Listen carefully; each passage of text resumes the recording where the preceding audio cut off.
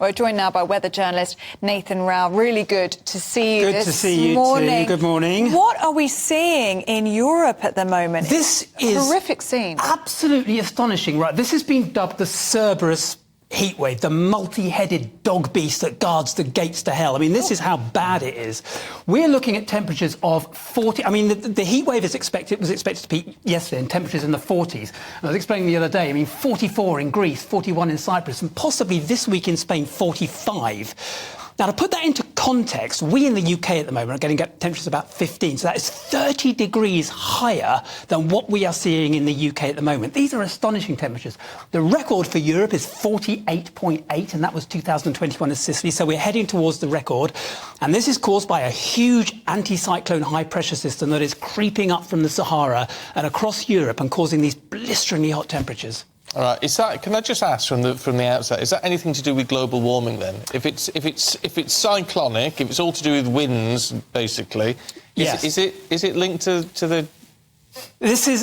We could talk about this all day. Right. So this is a high pressure system over Europe that is not unusual to cause this sort of temperatures. High pressure, clear skies. We're at the hottest time of the year on the continent. The sun is very hot, and that is going to cause some high temperatures. But these are unusually high temperatures, so there is something else going on. And this is where we step into what is the extra thing going on. Is it global warming? We know that the globe is warming. We know that we are seeing unusually high temperatures, unusual flooding, unusual weather events, not only across the world, as in Europe, as we're seeing, but in the UK as well. The World Meteorological Organization has confirmed that we are going towards the 1.5 degrees C increase in temperatures that was agreed we were supposed to avoid in the Paris Agreement. The signatory countries were aiming to keep away from that. We're heading towards that. So the science is there that the globe is warming. So this heat wave now, while it is a meteorological event, a standard meteorological event, a high pressure system, why is it so hot? And then we talk about, yes, possibly this could be an effect of global warming.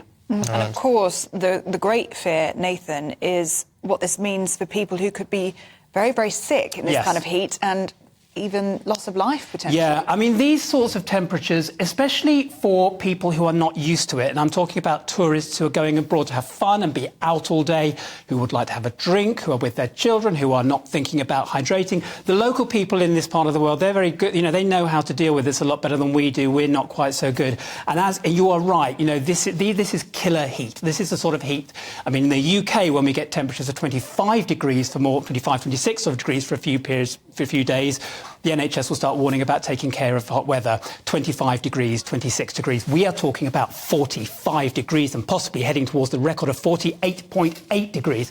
That is astonishing, and we need to be careful, and people need to be careful. Well, you talk about warnings given here at 25 degrees. That seems like a pipe dream at the moment. It does. I mean, the temperatures this week, I mean, this is what we're getting this week, OK? I mean, get ready for this.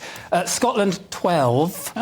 Cumbria, 14. Teesside, North East, Middlesbrough, 16. West Midlands, 20. London, the South East, 21, 22. This time last year, we were at 35 plus, and we had the 40.3 in Coningsborough and Lincolnshire. And so we are about 20 degrees cooler now than we were at exactly the same time this time last year, and cooler than Europe. What's going on? Why are we missing out? What's going on? Well, as I mentioned, the heat wave in Europe is caused by a huge high-pressure system that is drawing warm air up from the Sahara.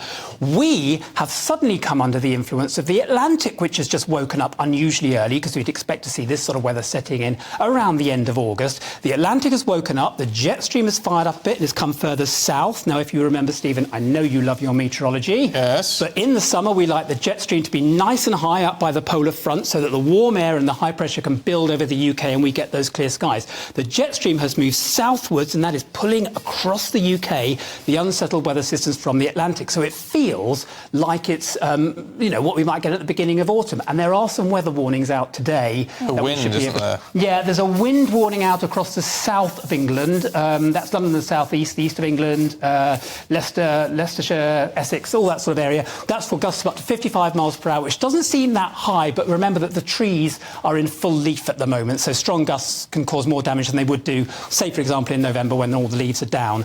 And there's also a thunderstorm warning across Scotland as well. Don't worry, we won't get it here in the south, but a thunderstorm warning. And there's a rain warning across Scotland as well for several inches of rain. So we're not getting any heat waves. All right. When I was looking at a long-term forecast a few weeks ago, it said it was going to be hotter this year here than it was last year, so I bought an aircon unit. Yeah, I know you did. You told me, So was that a waste of money? It'll keep. Don't worry.